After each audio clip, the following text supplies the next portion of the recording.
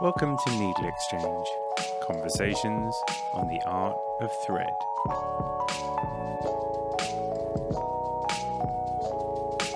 Meredith Woolnough is an Australian machine embroidery artist whose organic creations are instantly recognisable and simply stunning. Meredith's art pieces are a celebration of the beauty of nature and at the same time a technical marvel. We talk about her passion for science and nature, the pleasure she gets from teaching, and how her work is much like darning. If you love artists who use machine embroidery to make magic, then please share this episode with your friends and fellow crafters. NeedleXChange is on a mission to bring textile art to the masses, and by sharing the show, you really help that cause. Enjoy the show.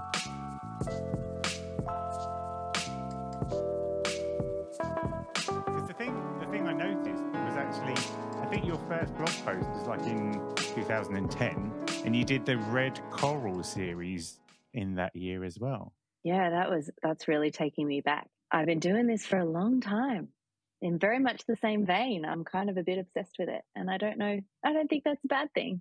Yeah, I went back through your blog and there were two things that stuck out to me. One was that I wrote an article about you in Fibre Arts Now magazine, and I want to say that was like 2015 or something. It was a long time ago now. But what was funny was I saw the cover and then I was like, oh my God, I totally remember that now all of a sudden. That was a fun time. I think you were quite pleased with what I wrote. I was always quite nervous. You wrote a lovely article, actually. And I think you wrote about it in ways that I'm like, oh my God, I feel like you see what I'm trying to do. It's very validating because I'm not always that great writing myself, and I'm never very good about writing about myself. So when someone writes about you and you're like, yeah, good, someone's getting it, it's always very satisfying. So thank you. That's always a relief as well, because I come from a position of no art education. When I was a kid, my dad taught at like our upper school, and my art teacher used to tell me how she used to bounce me on her knee when I was a baby. And for that reason, I didn't do any art at any point after a certain choice. So I'm like, a lot of the time, I'm just a total charlatan. So then if I'm able to write about someone, if I'm able to talk about someone and they're happy with it, it is a great personal relief to me because it almost feels like I've got a vague idea what I'm on about. I mean, I think you have more than a vague idea. I think you were actually quoted on the back of my book from memory as well. I think when the publishers brought my book out, they went scouring for quotes and pulled one of yours out. And so I think you're officially in print on the back of my book. So there you go. Is that the organic embroidery one or the 100 embroidery? Yeah. No, the 100's a new one. No one's quoted on that one yet. The organic embroidery. Yeah, I've got a copy of that downstairs. I should have brought it up. I should have got you to sign it over the internet somehow. Air sign it. Yeah. So I span back to the beginning of your blog, and then that started in 2010, and then you did your Red Coral series at that time. And was that when this all began? I think it really did. I think, well, if there was a starting point, I'd sort of pursued this type of embroidery when I was at uni and really developed a lot of the ways that I liked to work. And then I took a bit of a break from it and I was teaching full time. I went on and did teaching following my fine art degree. But while I was teaching, I was still sort of exhibiting on the side. And I had one exhibition where I stitched small coral studies. There were 9 of them. And in my favorite embroidery hoop, which I still use to this day, so a lot of my coral studies are still that exact same size. And that was really pivotal for me because a stranger bought my artwork. It was the validating moment where someone that you don't know, that's not your mum or your friend or your auntie, is happy to part money to put my artwork up on their wall. And that was very lovely. And then as a result of that show, I was asked to be part of a smaller group exhibition. And for that exhibition, I had more wall space. So I created the Red Coral series. So that was, like the name suggests, it wasn't a very big series. There were probably half a dozen pieces, but all red coral embroidery, some of a much larger scale than I'd ever worked before. And it's funny because those images of the Red Coral series, for one, they're terrible photographs because I didn't know what I was doing. I was very much a baby fledgling artist trying to figure out how to photograph this very challenging type of artwork. And But because they're some of the earliest pictures of my work, they're also the ones that seem to have like permeated Google. So they still come up in searches if you look up my name, even though they're terrible photographs. But yeah, it's sort of funny to see the full history. And now, well, if that was back in 2015, which, yeah, it sounds about right. Now, almost, what's that, 13 years later? Is that right? Or more than that? I don't even know. Yeah. I'm still very much working in the same way. I'm still stitching coral. A lot of it's still red.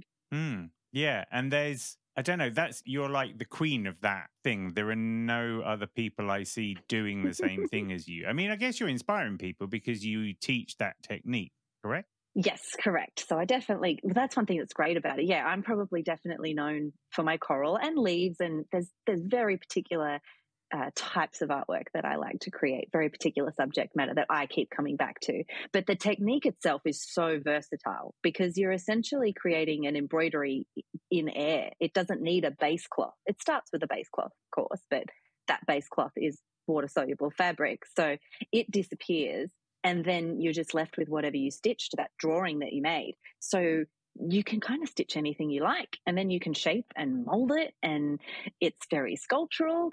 So there's so much you can do with it. So while, of course, I teach it, because technically there's a lot that I've figured out along the way that makes this process easier to do or more successful, because most people who try it for the first time just hate it. It all falls apart and it turns into a big gluey mess, and they're really disappointed with their work. And I, of course, did all of that as well. I've made all the mistakes possible. But when I teach it, I'm largely teaching like, this is the way that I go about it technically, but I'm not teaching people to make copies of my artwork. I'm teaching people to take on these skills, learn from my mistakes, and shortcut their own journeys with it. And then hopefully they take it off in their own direction. And they do. Some of the things that my students come up with just blow me away. It's so satisfying. And there's obviously, because it's free machine embroidery at its fundamental, isn't it? But obviously it's structural. And I guess that's the difference, isn't it? Is the ability to create form just using the stitches. Can you tell me about that? Yeah, sure can. So like you said, free motion embroidery or freehand machine embroidery, same thing. Essentially drawing with your sewing machine. So very basic technique, really. It's just fancy darning, if we're getting down to it. Stripping the machine back so it's just that needle flying up and down. Very basic. That's why you can do it on any machine. That's what's so good about it. And then normally when you do free motion embroidery or darning, you're stitching onto fabric. But the fabric that I stitch onto is water-soluble fabric. Now, water-soluble fabric is really traditionally used as a stabilizer if you're doing machine embroidery, but I'm using it as a base fabric all on its own. And that's what allows me to create all these sculptural, structural things. And talking about the structure of things, the biggest lesson if you're going to work on water-soluble fabric is it's a temporary surface. It's going to go away. So whatever you stitch has to hold together on its own. It needs to stand on its own 2 feet, essentially, when you take that base fabric away, because otherwise it's just all going to fall apart. So you really need to keep that in mind when you're working, and you really need to understand the structure that you're building and be very careful about all of your connections and things like that, so you don't have any disasters once you get it wet, so to speak. Yeah. And that's the thing, isn't it? I guess there's always that nervous moment where you dissolve the fabric and then you hope that it doesn't just fall into a big pile, presumably. Well, yeah, there is. I actually find that dissolving moment, that's the magic moment. That's when the embroidery comes to life. It's essentially liberated from its base cloth and you just watch it dissolve away in an instant, and it's really quite magic. But yeah, if you didn't have it well connected, that's also when disaster strikes. And I guess then the intricacy comes from how fine a piece of machine work you can make and it still has that structural integrity. Because some of your stuff is super complex. Yes, it is. But it's also, I think I play with scale a lot. I know if I want a nice solid line, a line that's going to hold up on its own and be kind of, strong and structural, I know the minimum thickness of line that I can stitch that will still do that job. So if I want to have a really complex design, I'll generally just stitch it really big. So if it's something like a leaf skeleton that's really fine, lots of internal veins within a leaf, even though the leaf specimen might fit in the palm of my hand, the final embroidery might be over 1 meter wide and on the wall, because I've enlarged it so I can get all the detail in the structure while still having the structural integrity in the embroidery itself. See, that's the trick. I think that Instagram-sized pictures, you're just like, how has she done that? It's only 5 inches wide. And it's like, no, It's substantial. Most people who see my work for the first time find me online. You know, at the end of the world, social media gets our stuff to all corners of the world. And they see this picture that just exists on its own without context. And they just automatically assume it's a certain size or it's made of something. And then when they see the real thing, it's so different. And it's quite nice, really, because so many people who have seen my work entirely from photographs online, even images of framed work or works in progress, when they get in front of the real thing, it's so different to what they imagined. And often in a good way. They're always like, oh, it's so much more detailed than I thought, or it's so much bigger than I thought, or it's so much more delicate or more beautiful or more vibrant. It just goes to show, like, experiencing something in the flesh is still so different and often so much better in many ways than all these beautiful images we see online out of context. And in some ways that serves the purpose, because your work identifies the beauty in nature and some of like the substrate beauty in nature. And then to make it large scale amplifies that, doesn't it? Gives people a chance to pay attention to these things that we otherwise just breeze on past every day.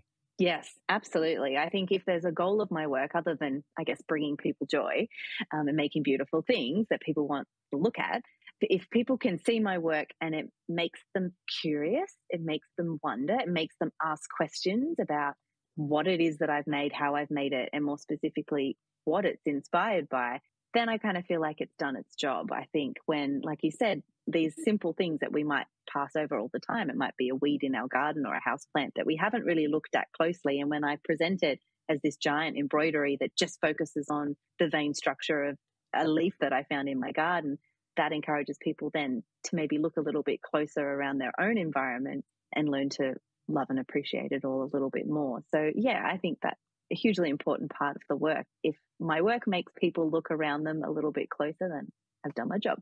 And you've also been involved in like legit biology projects. I'm sure I've seen stuff where you've worked with like horticultural organizations. Indirectly, I think I've been lucky to be involved in some exhibitions that have connections to the scientific community and sort of botanical gardens and things like that. So I love anything that brings art and science together. I'm a bit of a science nerd, and in my own research of my work, I really like to know all I can about the particular organism that I'm studying, even though that's probably not necessary to produce a nice embroidery. But it's important to me, and I think it's important to the work overall. I did a project, I don't know, after COVID, all the years just smushed together, where I worked with a scientist who studies cells. I was paired with a scientist to do an artwork in response to her work, and it was microscopic embryonic cell structures, which is so different from me and was actually quite intimidating. But it was so great to work with her and to learn from a scientist and learn a bit about her work and what she's all about, and then interpret that as an artwork. It was a wonderful project overall. Yeah. Were you interested in this stuff when you were growing up? Were you a bit of a sciencey kid? I think so, yeah. I've always grown up with, I think, an appreciation of nature. We were always quite outdoorsy as a family. We were always camping and things like that, and always bringing home pockets full of rocks and leaves and gum nuts. There was always that interest, and it was always encouraged. So yeah, that's always been there. And then it was really, I did a natural history illustration degree when I moved up here to Newcastle about 10 years ago. And for me, that was the perfect amalgamation of art and science. Again, it was a wonderful art-focused degree that mixed in with all that natural history science stuff that I loved. So it just put me together with people that were obsessed with fungus and native plants and whatever else. So that was a wonderful environment and a wonderful community to kind of be a part of. I sort of felt like I found my people, my little plant and animal nerds, and that was a very nice thing to be a part of. So that's really informed my practice over the last decade for sure. I did an interview with Kath Janes, and she does anatomical embroidery, so like cross sections of human anatomy. And she's gained some recognition within the, if you like, anatomical illustration realm, because, and it's interesting because her work has almost like an infographic purpose, because it's looking at things using false color to highlight different structures. And it feels like in some ways yours is similar, because these aren't necessarily whimsical creations, are they? You're trying to accurately reproduce these organisms. In some cases, yes. In some cases, I definitely see them as stitched specimens. Some are very realistic. So some of my leaf structures, I've literally mapped out individual leaves and then recreated that design in embroidery. Some are a little bit looser than that. Some are more inspired by my study of the patterns that I identified in certain structures, particularly with coral. I have pieces, like I have a solo exhibition that I'm working towards at the moment that's entirely coral focused. As you can see, I'm still very stuck in the coral. And some of those pieces are very, very true to a particular, not particular species, but a particular genus of coral. So that those particular structures that are found, and very true to those. So they're really stitched studies of those particular types of coral fans. But when you draw something for so long and you become so familiar with its structure, I can draw coral in my sleep now, certain structures. And sometimes that's just really nice to do. So there are definitely designs of mine that are just, almost invented coral structures. But if you looked at them, you definitely identify them as coral because I've spent so much time working with that, and they definitely have that flavor to them. So my work's a bit of a mix. There are some that are quite scientifically accurate, I suppose you could say, in some areas, and others are have a little bit more artistic license. Do you have certain organisms that bring you joy to make? Do you have favorite ones to make because of maybe the way they're made, or the way you can apply colors to them, or, ones that really shout out at you? Yes, definitely. So color is interesting that you mentioned color. Color, like so many artists, is something that we're all drawn to. And quite often I will choose to study something because of its color.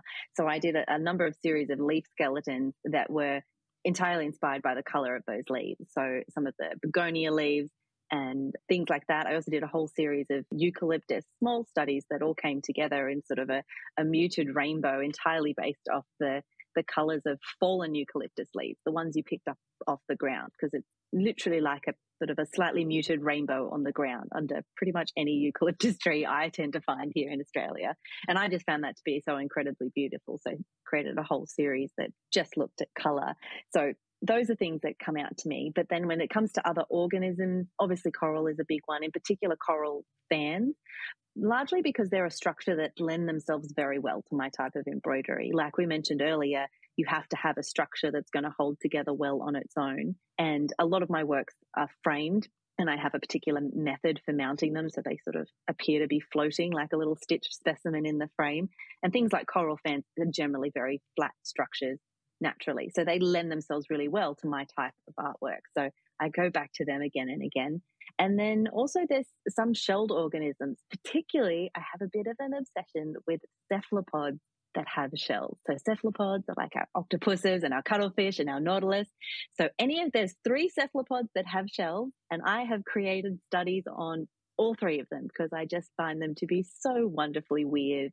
And so those are things I come back to again and again. So the nautilus is obviously the most well-known one. Everyone knows what a nautilus shell is, and that's beautiful. I've done studies of the outside patterning of the shells and the internal structure. An argonaut is another one. That's also sometimes referred to as the paper nautilus. It's actually a little octopus, and the female creates this amazingly delicate egg case it's called a paper nautilus because it's fine and thin like paper that she uses as a brood chamber to keep her eggs in.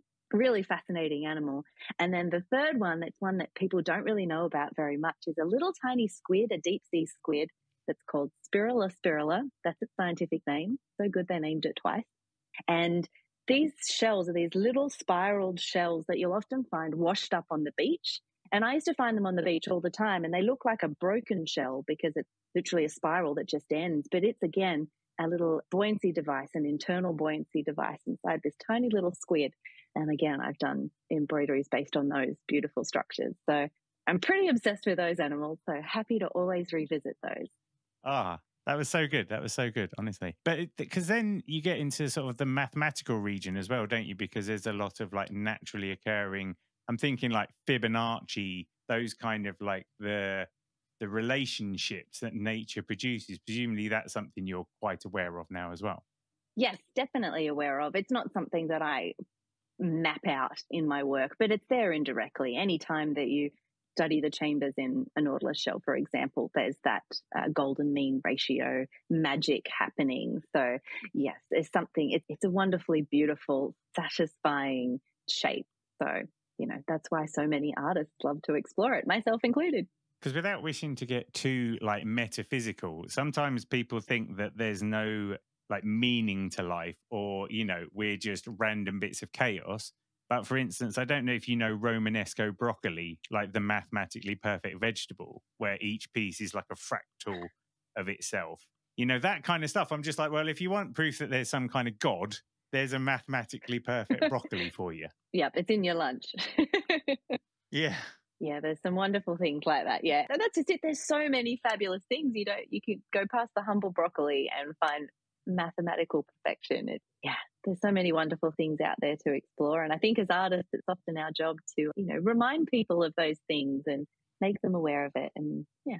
So then you did your first book, Organic Embroidery, which is very much this is what I do, this is how I do it, shadow mounting, gaze upon the magnificence of all of this. Then the 100 Embroideries Project was an evolution of that. Can you explain more about that? Yeah, so the two books are very different. So like you mentioned, Organic Embroidery is really a snapshot of my practice from sort of start to finish, my field work through to how I embroider things, and sort of little case studies of pivotal artworks along the way, or ones that I'd made up until when I produced it. The 100 Embroideries Project is more of it's really almost like a glorified catalogue of my last solo exhibition. So in 2020, pivotal year for many of us, midst of COVID, and I had a solo exhibition booked in, and I decided that I wanted to create 100 embroideries. I wanted to take on that task because I had that deadline of the exhibition. My second daughter was also due at exactly the same time as the exhibition. So I had these looming deadlines. Yeah. But I wanted to do something different. And I sort of found that I was really stuck in my ways. Like I've mentioned, I'm known as the person who stitches coral and the person who stitches leaves. And I was almost sort of typecast in the work I was creating and the commissions that people were asking for. And I'd sort of lost that playfulness and that spontaneity that came from just getting in and making things. So I wanted to try and pull that back. So I was like, I'm going to make 100 embroideries for this exhibition. And, that was a pretty mammoth task. I had to bring out, I think, 2 or 3 a week to keep on track. And of course, made myself accountable by posting them on social media every couple of days. But it was a really great project for me because it did allow me to free up. I just had to get in and make something. And there's definitely a lot of coral and a lot of leaves and a handful of shells in the series, but there's also a lot of things that I just wouldn't have really given myself the time or space to create otherwise. I went back to old sketchbooks and, was just exploring new ideas. There's just some playful pieces that are just literally rainbow, colorful circles and things like that. So that was the project, these 100 pieces that all came together for this big exhibition. And it was hugely popular. I had lots of cheer squads cheering me on throughout the year as I made the 100 pieces. And then the show sold out in like record time. It was kind of insane, particularly since my daughter arrived 3 days before the exhibition opened. She came a little ahead of schedule. So I was in hospital like while all this stuff was going on. It was very surreal. But it was such a pivotal exhibition and so many people loved it that I decided to bring it all back together essentially in a book. So the book's just like a lovely little hardcover book. The pieces are pretty much printed to scale. Bit of an essay about what the exhibition was and why it was so important to me. And it's been a really great project to be a part of. And I sort of hope that moving forward, if I have future exhibitions, like I said, I've got one later this year, I will eventually create books to kind of go with them. It will be a bit of a collectible series. So that's the lofty goal. But I'm really happy with how this first one's come out. It's a lovely little printed treasure. Yeah, it's a really good documentary of the process. And I admire the fact that you managed to do it. I love, because sometimes when people are pregnant, there's a sort of nesting instinct that kicks in. Like people are capable of amazing things during pregnancy. And I love the fact that you managed to like bang out 100 embroideries within that time period as well. It was pretty remarkable. Yeah, it's like this looming deadline. And it was my second, so I knew what I was in for. I knew that, I was about to have a whole lot of no sleep. So if I wanted to get anything done, it had to happen before baby day. So yeah. How do you juggle like the being a parent, being an artist, being a normal human being kind of thing? As best I can. It is definitely a juggle. I think, like anything, it's just a matter of doing what you can and prioritizing what's important. I'm lucky to have a hugely supportive partner who, is very much believes in what I'm doing as an artist and is very supportive of that. And I'm also lucky to have 3 days of daycare. So basically, on my daycare days, I work, and the other days are filled with family and swimming lessons and play dates and all the usual mum things. And then you just fit life and yourself around in the little gaps that you can find around all of that. Yeah, I mean, a similar boat, I guess, because actually I think your oldest daughter is about the same age as my oldest daughter. I've got a 6 and a 4-year-old. And I think there is something about it's nice to have the time to be there and hang out in these moments before, like, society takes away their innocence and then they hate you for like 8 years or however it goes. Oh, yes, I know, 100%. I feel incredibly lucky to have the flexibility that I suppose being self-employed like this presents. So, for example, today, my daughter is in kindergarten at first year of school, and today was 100 days of kindergarten. And of course, they had a special assembly and invited the parents in, but I only found out about it yesterday because, the school's not that great at communicating, or maybe I'm not that great at reading all the memos. But, I have the flexibility that I was able to just be like, yeah, okay, shuffle things around and go into the studio a little bit later, but could come and watch her, sing the song and get the certificate on stage and then do the craft activities with her in class. It's really special. It is a special time. And she's still very excited to see me there. So, yeah, I guess I should hold on to that for as long as I can. So have you got a separate studio then? You work in a separate space to at home? Yeah, definitely. I learned quite early on that I don't work well from home. I just get too distracted by home and life and the washing and everything else. So I need to go to work. So I've had a studio out of home for at least the last 8 years. I used to be in a sort of a community art space, which was amazing. It was great to be surrounded by other artists because, artist life is pretty lonely. You're pretty introverted, so it's nice to feel like you have kind of colleagues in the job. But unfortunately, like so many of those community spaces, it was owned by the council and they sold the building. So since then, in the last 5 or so years, I've now got my own space that I rent on my own, and it's great. It's great to go into work every day. It's great to close the door at the end of the day and just know everything's there and not going to be disturbed by a kid or a cat or anything like that. And what kind of machines do you use? Like, what kind of setup do you have? Do you have multiple machines? Because I guess your pieces are quite large, so you must need a fair bit of space to maneuver and stuff. Yeah, so I do have a number of machines, but probably not as many as you think. So this type of work can be done on any machine, any domestic sewing machine. And I used to work on a very old machine, older than me, very small, basic one, and it could still do very large pieces, but I have upgraded since then. So I mostly work on a long arm machine. So it's a Benina Q20, fabulous machine.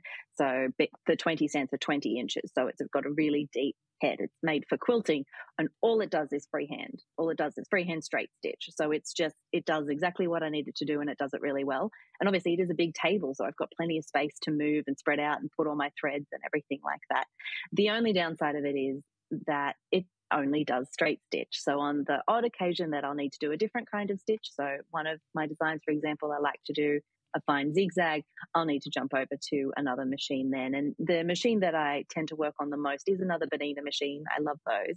It's a 735. So it is a bigger machine, again, a bit more space to move. So they're the two main machines that I work on, and the 735 is what I'll take to workshops or things like that. Obviously, I can't take the giant long arm to workshops, but that's it. Yeah. But people see that big machine and think, oh gosh, it's this big fancy machine, and they think the machine does all the sewing for me. They think my work is pre-programmed. And then I'm like, no, it's just me moving that hoop around, just drawing with my sewing machine, just drawing in a weird way.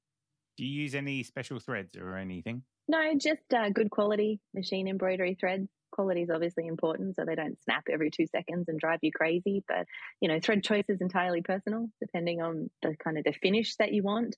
But yeah, there's nothing fancy about my threads. Sorry to disappoint. They're just standard machine embroidery threads. It's just the conduit for your art, and your art is the thing that creates the beauty that makes us all cry. It's my palette. True. I do have lots of nice colours, which is important because I really like to blend them When you work, do you have music on? Do you work in silence? Do you take regular breaks? Do you do yoga? A little bit of all of the above. So I can't work in silence. I go crazy. I just will play the same 4 bars of a song over and over in my head. So I do tend to listen to podcasts or audiobooks when I'm working. And that's great because I can get lost in a story while I'm working and my hands are just kind of doing one thing and my brain's doing another. I do try to take breaks because, sitting in one position, particularly hunched over a sewing machine, no matter how well you've got it set up ergonomics wise, still takes its toll. So I do take breaks and stretch and all of that sort of stuff. Otherwise, I get very stiff and sore. And that's actually one of the reasons why I ended up investing in the long arm machine, because ergonomically, it is just so much better of a setup than what I had on the domestic machine. Because with a normal domestic machine, because of the way it's set up, it's designed so that you just need to see what's right in front of the needle as you're feeding fabric through it. But with freehand work, you're drawing and you want to see all around the needle. And sometimes it's hard to do that with the head of the sewing machine in the way. So I used to always stitch with my neck on a funny angle so I could see more. I get these horrible neck pains and I'm like, I'm not old enough to have a messed up neck. So one of the reasons for investing in the long arm was because it's so much bigger and the head's so much higher. There's so much more space around it. I can see so much more. And as a result, I can stitch for so much longer. I can work for so much longer without getting sore. But regular breaks are important. I think that whenever I've spoken to students, usually, late teens, early 20s, I'm always like, please start stretching now. Please get up and look out of the window every 20 minutes, for the love of God, don't get knackered like the rest. It's quite easy, isn't it? Yeah, don't get hunched over. Oh, absolutely. And when I teach at workshops, I'm very big on stopping everyone. And I call them the turkey stretches because I have a number of little exercises that I talk people through and we end up flapping around and doing weird things with our necks and looking like a turkey, really. So very important. And yeah, I think that's good advice to give everyone because we're all a bit creaky in our old age when we're dedicated to our crafts that involve our eyes and our hands. And you've done quite well with online courses, right? One of your product ranges is online courses for people to learn the technique. How much in real life or over Zoom kind of teaching stuff do you also do? Yeah, online courses was a game changer for me in terms of the viability of my art business. So I've taught this type of embroidery for well over a decade in workshops, and I like to think I'm really good at that. So it was very natural for me to move online. And again, birth of my children, I just couldn't travel as much as I used to. So started doing online teaching. I have a free course that people can enroll in at any time, which is a great little intro. And then I have my sort of signature course, if you call it that, which is my sculptural embroidery course, which I run twice a year. And I run it twice a year because when I teach it, even though it's all pre-recorded video lessons, I, set aside, it's released over 6 weeks, and I set aside those 6 weeks to solidly help people through it. And there are live Q&A sessions as those 6 weeks go through and a little bit after. So there's still a lot of interaction and feedback and help. And the reason I only run it twice a year is because it takes up so much of my energy for the 2 months that it runs that I just can't really do much else. So it's I teach for those, 4 months of the year, essentially, on my online courses. And the rest of the time I'm able to actually make the work and make my own work and fill in commissions and everything like that. But the online courses have been amazing because before, if people wanted to learn from me, one, they needed to be able to get to one of my workshops, most of which were in Australia, and they had to be available at that particular time. And I had so much interest from all over the world. And now that I'm online, people are taking my course from all over the world. It's phenomenal where people come from and how many people take it and how people take it on. So it's been amazing. And it's also been great to build up the online community, because the difference between, I think, an online course and a workshop, you turn up, you do the workshop, you try and cram all the information into your brain, and then you walk away with your head spinning and you might not look at it again for 6 months. Then you can't remember what to do and whatever. But with the online course, there's the community and there's the ongoing, I suppose, and being able to go back. So there's, we've got a big Facebook group for all the people who've taken the course, and they're just amazing. And it's so supportive. And I feel like, you get so much more out of it. Surprisingly, I didn't think that people would get as much out of an online course as they did compared to an in-person one. But it seems such a rich experience. It's been nothing but positive from my side, at least. Yeah. And then to what extent do you use social media to promote yourself? Like, do you have successes with certain platforms? You've talked about online communities, and obviously, I guess some of those are quite specific platforms, but which do you have favorite platforms? Do you not bother with some? Are you TikToking? How does it all go? I think I'm too old for TikTok. I think I've missed that boat. I'm very big. I'm very big on Instagram and Facebook are probably the two that I focus on. Instagram in particular, I've just found works well with my work, and I've got a bit of traction there, and it's again a nice community there. And then also Facebook kind of feeds off that. They're kind of the two giants. Like I have a Pinterest account and a little bit of a YouTube account, but that's not where my energy goes. Definitely, it's those two big ones. Big for me, and they are hugely important for me. They're a huge part of me getting my work out there and people discovering me and things like that. So I think I do probably owe a fair chunk of my success to those platforms and the energy we put into them. I mean, I think as it works really well for you because although Instagram prefers video content, your work is so arresting that it really pops out of any kind of feed that you look at. So I'd imagine you must get a lot of people discovering you for the first time on a fairly frequent basis and then gushing down the internet at you. Well, I hope so. I think so. It's so hard, with all the algorithms and everything. You can never predict it. But I think, yes, my work is different and yet quite visually striking. And people aren't sure what they're looking at. They see it and they don't know what it is. Even I had a video recently that went really big, millions of views and all that crazy stuff. And it's just me dissolving it. It's a big red coral fan. Surprise, surprise. There's a red coral again. Big red coral fan. But the amount of comments that people see it and they're like, it looks like lungs. It looks like a placenta. It looks like stuff from War of the Worlds movies. Like everyone sees different things in it. And that's it. Then they start asking questions and then it draws them in, and it's just that wonder and interest, particularly with social media, because quite often things will come up in your feed that you wouldn't normally find. And you're just like, what is that? Like, so the fact that my work is so different and maybe weird and not instantly recognizable as embroidery or anything else definitely works in my favor for sure. Gets eyeballs on my work anyway. And then so the layers of your business, because this is something that I don't think we talk about very often, but you sell art pieces, you sell prints, you sell books, you sell online courses, and then you also do commissions. Is that sort of how the layer cake works?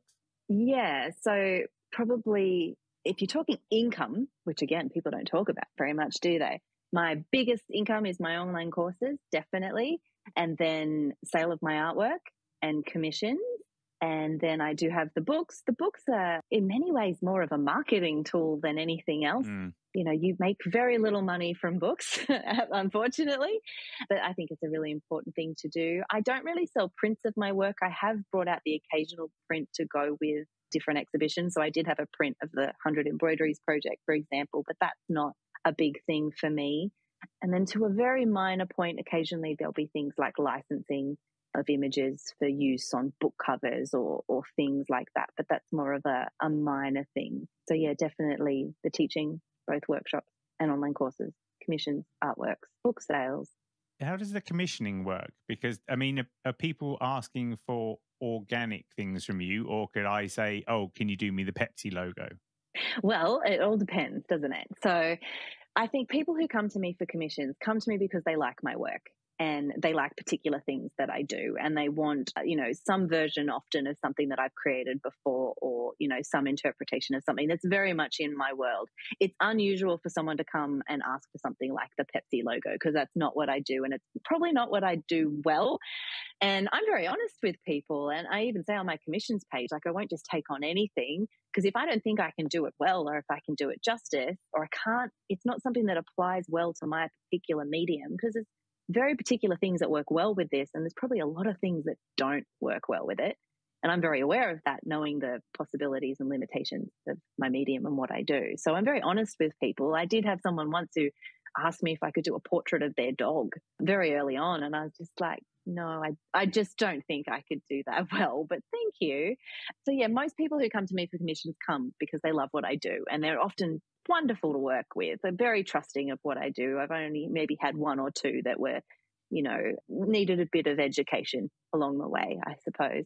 But I have a 3-year wait list at the moment, which is insane. I actually feel bad that it's that long, but that's just the reality of it. I try to put aside at least a day a week to work on commissions, and a lot of the time I'm chipping away at them behind the scenes, depending on whether or not the person's comfortable with me sharing it on at all, whether or not anyone will ever see them. Yeah, it's a fun process. It can be challenging sometimes. Sometimes it can push me in new directions because, someone will want something that's in the realm of my work, but pushing it in a new direction. And sometimes that can be daunting. Sometimes that can be downright a headache, but often it ends up being definitely a worthwhile journey to go on, because even if things don't work out how you like, you discover a lot of things along the way. So. And I wondered that, and I wondered about the 100 embroideries as well, whether there were offshoots in different directions that are like piquing your curiosity, because you've been within the realm of organic structures for a long time. And I'm not saying you have to change from that, but I just wonder whether you can feel yourself being tugged in different directions. Oh, always. There's always too many ideas, never enough time. There are so many things that I would like to explore more. There are so many completely different areas that I would like to move in. But for me at the moment, it's a real juggle, particularly with the whole parenthood thing. At the end of the day, even though I think technically I'm working full-time, really I'm fitting a full-time job into part-time hours. So there's not a lot of playtime for me anymore. I'm either working towards a commission, working towards a solo show where I literally just need to pump out work so I have enough to fill the gallery wall. And unfortunately, there's just not as much time for me to play and explore different areas at the moment. But that doesn't mean it won't happen in the future when I have more time. So I'm totally okay with that. And I'm still so in love with what I'm making right now. So I'm very fine with it. I'm a very happy and contented artist. Do you have any crafty stuff that you do outside work? At home, are you good at baking or gardening or painting, decorating? I would love to have more time for all those things. I have an unhealthy obsession with some lotus plants that I have in my back courtyard. I live in a townhouse with the tiniest courtyard, but I make the most of it. And yeah, I'm particularly obsessed with some of the plants that I grow there. And during the summer months, if you ever follow me on social media, there'll be almost daily updates on the flowers of the lotus plant because I'm just obsessed with it. So there's bits of that. There's many other things that I love to explore. I do love to paint and draw. Again, it's just a time thing. Those things to do and to do well take a lot of time. And I barely have time to, breathe and make dinner and clean the toilet. So, if I can fit anything else in, it's a bonus. Nice. Do you have a favorite album? Yeah, you're really putting me on the spot with this. And I was thinking about it quickly. I was trying to think, I might not have a favorite album, but if there's ever artists that I can always come back to and always enjoy listening to, and this is going to be such an Aussie answer, but it's probably Crowded House.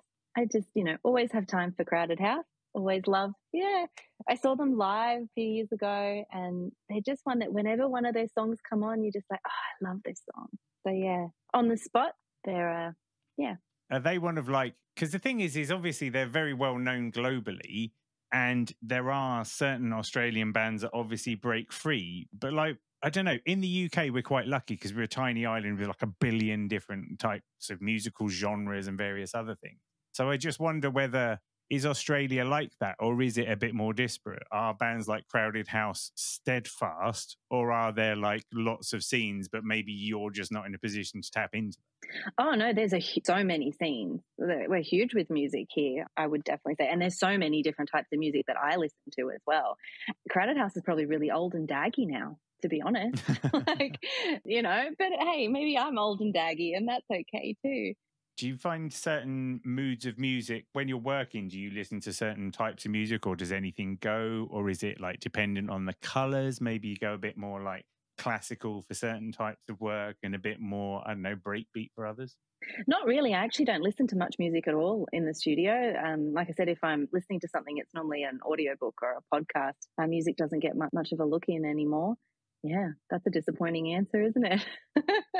We all like to say the artists sit there and listen to classical music. But what about podcast recommendations, and what kind of stuff do you like to listen to?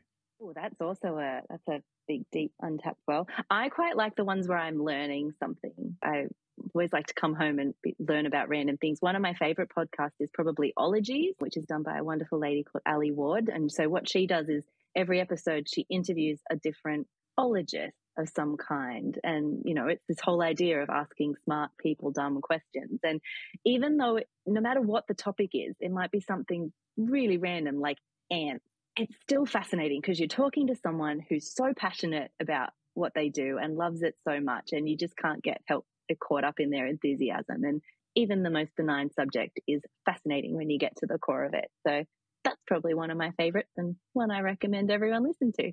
No, that's a great one. I like to listen to people talking when I'm either walking the dog or if I'm driving. If I have to do like mundane things or admin, then people talking isn't too bad. But if I have to do anything that requires a bit of creative focus, then I have to kind of switch to music so that I don't get too pulled away from what I'm doing. Whereas I guess perhaps with yours, there's a certain automation to what you're doing so you can process what people are saying along the way.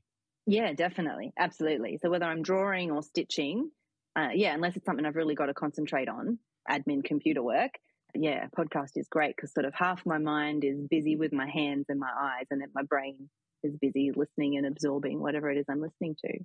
Okay, favourite film? Favourite film, also a hard one. I'd probably go, and this might be unpopular, I really like Jurassic Park. It was one of those movies that I saw as a kid, terrified me, but also really made an impression. Yeah, I really like Jurassic Park. Go dinosaurs. My kids love dinosaurs too, so maybe that's why. You're going to be the 8th person I've interviewed in NeedleXChange, and Jurassic Park now represents 25% of all the film choices that people have made. No way. Really? Oh, that surprises me. Oh, well, there you go. It's obviously a mark of quality, that one. So, and then you are an avid reader, so book choices. This could be tricky. It's very tricky. It's very tricky. And I read a lot now. I'm part of a book club because that's how cool I am. But trying to think if I had a favorite book, again, like the Crowded House thing, if there's a book I can always go back to and enjoy, and this is a very British one, I really like Hitchhiker's Guide to the Galaxy. Oh, nice. Yeah. So it's just a light one, gives you a giggle, total escapism. I always like the Douglas Adams quote, I love deadlines. I love the whooshing noise they make when they go past. Yeah. It's a shame, actually, because they made one Hitchhiker's film, didn't they, with Martin Freeman? But I don't think they ever followed up with the other books, did they? Which is a shame. No, I think they alluded to it. And I think it's a book that's so hard to reproduce in any way other than the book. And like any cherished book, no matter how well you make a movie out of it, it's always going to disappoint a lot of people. So, yeah, I know that the films kind of fell a bit flat. But, yeah, I think it's any cult classic like that. Did you ever see the British TV version of Hitchhiker's Guide with like the Zaphod Beeblebrox with like the very much cardboard head? I've seen bits and pieces of it, but I've never sat down and put myself through it, probably on purpose. Yeah, I sort of remember when it came out over here and it was like impressive at the time, but it's definitely one of those ones where you're like, wow, CGI has really enabled a lot of that stuff. So. Yeah, it's like the really early Doctor Who episodes that you look at now and you're just like, oh, what were they doing? So charming. Or when you see a big spaceship fly past and you can tell that bit's a yogurt pot and that bit was probably from an airfix kit of a plane or something. And it's like, it's so good. Yeah. And then an interesting fact that maybe no one knows about you. Okay. Interesting fact that no one knows about me. I once had a summer job where I worked at Australia's Wonderland. And I dressed up as Princess Fiona from Shrek for photo opportunities. So in almost 40-degree heat, I would put on a green velvet dress and a red wig and stand with my other completely suited characters, Shrek, Farquaad, and Donkey, and take photos with random people. So there are probably hundreds of children that have my mug on their childhood photo albums somewhere. And I think that's pretty cool. So I've had the opportunity lately to be Santa at my kids' school. And I find being that kind of buoyant for that length of time, I'm quite good at it, but I find it very wearing. What's it like being a princess for like days on end? Pretty tiring. That one was tiring because, you had to smile so much and be friendly and basically tell the kids to stop sitting on Donkey because there's a person in it. And, it was, but the way it was structured, it was kind of the weirdest job ever. You'd have like designated rest time. So you'd have an appearance, and depending on the temperature of the day, the appearance would be shorter. So on the hot days, it would get shorter and shorter. So you'd have like a half an hour, 40-minute appearance. And then you'd have literally an hour that was scheduled to just sit down and rest. So you'd do this little burst of time, and then you'd rest, and then you'd get dressed again, and you'd do it all again. So it was sort of this weird day, a lot of sitting around in a shed full of costumes, and then getting up and dressing as a princess, and then doing it all over again 4 or 5 times a day. So it was a fun job. Also got to do some of the other like suited characters, you know, where you could get dressed up as Fred Flintstone or something like that. And I actually enjoyed that a lot more because my face wasn't on show. And you could really have fun, essentially miming being that character. And it was very fun. I'm not a particularly extroverted person, but you put me in a big costume like that, and I don't know, maybe because you'll get people who really believe you, won't you? You'll get young enough children who are like, oh my God, that's the real deal. Yeah, some of the kids are really, really excited and come and give you a great big hug, and that's really nice. But then there's also people that are not so nice. I think a lot of people don't realize that these suited characters are often young, small girls, and you'll get people that will come up and like shake your hand but try and crush your hand. Or it never happened to me, thank goodness, but there were other people who'd be crash tackled to the ground by people and quite seriously hurt. So yeah, some people were real jerks to the suited characters, but it was really fun. And yeah, if you ever go to a theme park and you were to see somebody in a suit, are you ultra sympathetic? Is there a little code phrases that you can like share to know that you're part of the fraternity, the sorority of it all? Oh, yeah, I can't give those secrets away. No. Yeah. But I am very sympathetic to the people in the suits, particularly because I know how hot they can be on a hot summer's day. So, yeah, I take my hat off to anyone who does that job. I only did it for one summer. That was enough for me, but it was good fun. Meredith, people want to find out about you. If they want to take your courses, if they want to gaze upon the awesomeness of it all, where should they go? People want to find out about me, they really just need to know how to spell my name on the internet. If you put in Meredith Woolnough, I'll come up. My website is just meredithwoolnough.com.au. I'm Meredith Woolnough on Instagram, Meredith Woolnough Artist on Facebook. All of those things will point you in my direction. Do you know if there are any other Meredith Woolnough? Not that I know of. And if they are... best of luck to them. They got no chance. You're the internet Meredith They're Woolnough. not embroidery artists. I think so. No, that's cool. Hey, Meredith, thanks for having a needle exchange with me. Been a blast. Ah, bless you. Thanks for joining me on another Needle Exchange. I hope you enjoyed the show. I'd love to hear from you, so feel free to email hello@needle.exchange, that's NEEDL.exchange, with any thoughts, comments or feedback. And if you want to keep up with all the news, sign up to the Needle Exchange mailing list at bit.ly/Needle Exchange. See you next time.